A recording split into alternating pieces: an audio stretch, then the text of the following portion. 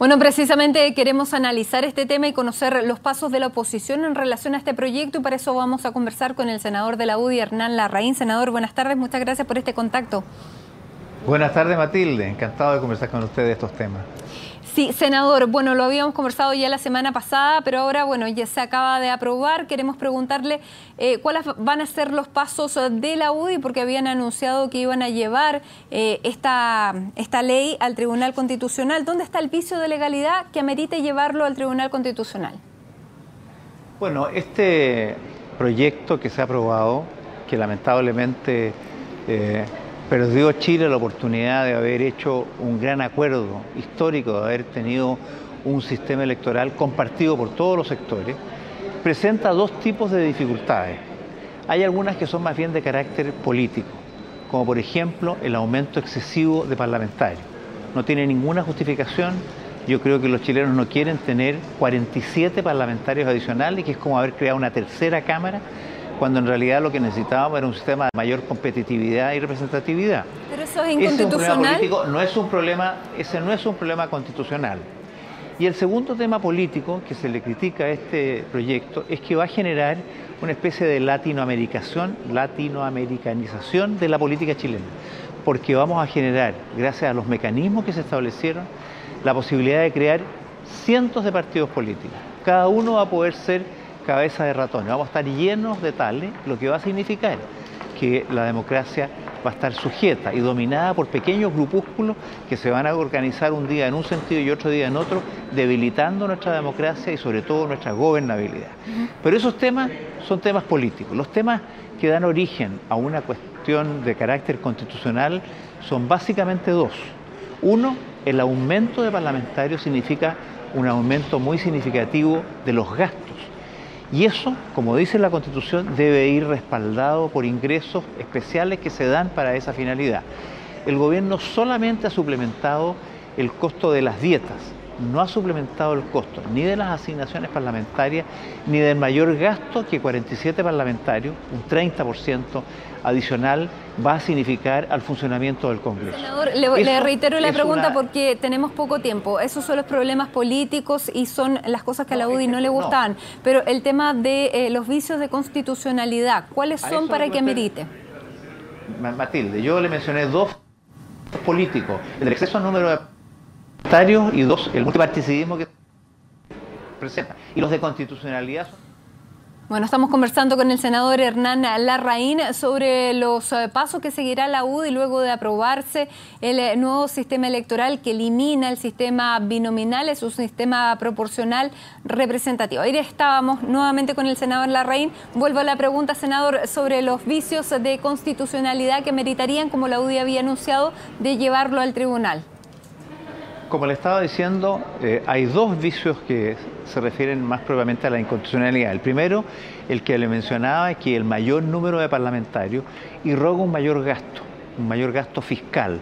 Y ese, como dice la Constitución, tiene que estar avalado con mayores ingresos. Sin embargo, el gobierno solo suplementó el mayor gasto referido a las dietas, a pesar de que al principio decía que no iba a irrogar gasto, pero después se convenció que algún gasto habría y suplementó las dietas, pero no las asignaciones parlamentarias, ni tampoco ha suplementado el mayor gasto del Congreso con un 30% de mayores parlamentarios. Aquí hay un vicio de inconstitucionalidad presente, pero el más importante es el que dice relación con la ruptura del principio que establece también la Constitución de igualdad del voto. Es decir, los ciudadanos que voten en un lugar deben tener un efecto en sus votos igual al que si estuvieran en otro lugar. Y ese principio se rompe en alrededor de 10 distritos a lo largo de la Cámara de Diputados. En el Senado es distinto porque ahí hay un criterio de regionalización que permitiría a lo mejor salvar esta inquietud. Pero en el caso de la Cámara es evidente. Si usted está en Arica, los 220.000 electores van a elegir a 3 diputados. Si usted está en Atacama, los mismos 220.000 electores van a elegir a 5 diputados.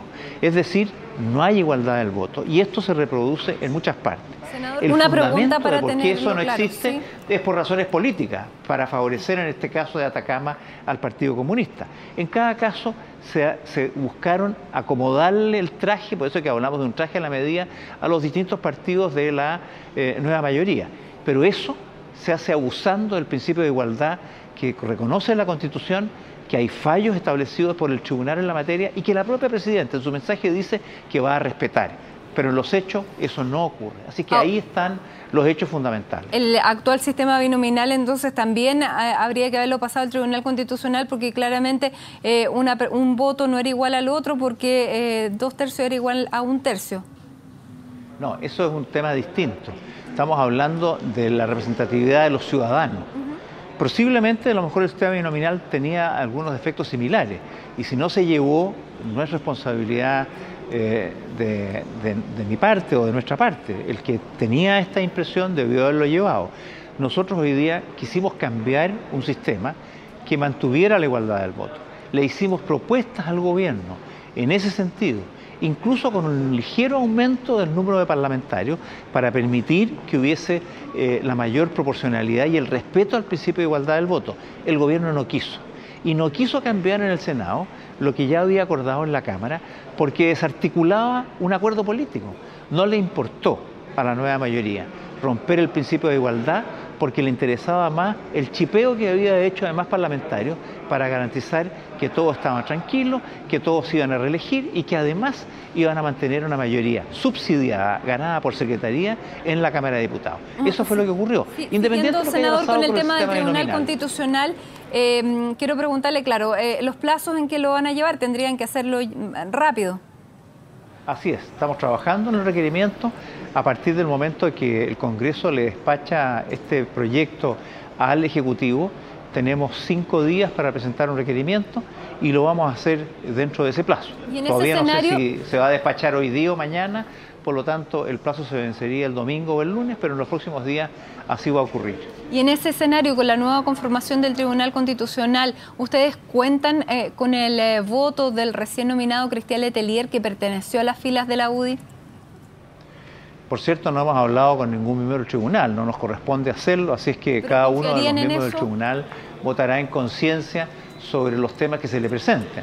Nosotros vamos a intervenir ante el tribunal cuando nos corresponda, en las audiencias que éste fije, y ahí cada miembro del tribunal, los 10 miembros, tendrán la oportunidad de pronunciarse como corresponde en derecho. Nosotros no hacemos alegatos de pasillo, ni buscamos por cercanía algún tipo de pronunciamiento favorable. Antes había, por ejemplo, Hernán Bodano, y que había sido un ex senador socialista, y yo me imagino que cuando se trataba en materia, los socialistas no lo llamaban por teléfono para pedirle consejo o para pedirle su voto. Espero que habrán actuado como se hace en derecho, con alegatos públicos, transparentes, y que luego cada uno de ellos decidiera en conciencia. Y para seguir el procedimiento, usted dice que tienen 5 días para presentarlo. ¿El Tribunal Constitucional también tiene un plazo para emitir su sentencia? Así es, tiene plazo y se pueden prorrogar los plazos, tiene 30 días prorrogables. También tiene que ver con otras causas que estén hoy día en manos del tribunal. Probablemente yo calculo que esto se va a alegar por ahí por marzo, la primera quincena de marzo. Tendremos la audiencia y los alegatos correspondientes. ¿Pero la presidenta puede firmarlo en ese plazo? ¿Cómo dice? ¿La presidenta Bachelet puede firmar el proyecto ya despachado? No, porque el proyecto de todas maneras tiene que ir a trámite del Tribunal Constitucional. Es una ley orgánica constitucional que tiene por definición trámite obligatorio. Es decir, va a ir de todas maneras este proyecto al tribunal, lo que nosotros, por eso no vamos a demorar el trámite por nuestro requerimiento. Lo que pasa es que además nosotros queremos participar y poder intervenir en el debate que se va a suscitar a propósito de la revisión que el tribunal obligatoriamente tiene que hacer de esta reforma al sistema electoral. Senador, bueno, ahí pasaba por detrás suyo el diputado Pedro Brown, que hablaba que esto había sido un traje hecho a la medida, pero de la democracia plena. Y usted también hablaba, él pertenece a Amplitud, de la existencia de los nuevos partidos, que podría ser el caso de él. ¿Esto favorecería para la alianza la formación de un partido único como propone el senador Alamán, o por el contrario, en este escenario con esta nueva ley que termina con el binominal? Bueno, ciertamente hoy día para constituir un partido se requieren como 33.500 firmas de acuerdo a la última votación. al último padrón electoral. Con esta ley ahora se van a la mitad, es decir, 16.700, lo cual significa que cada día es más fácil constituir un partido nacional.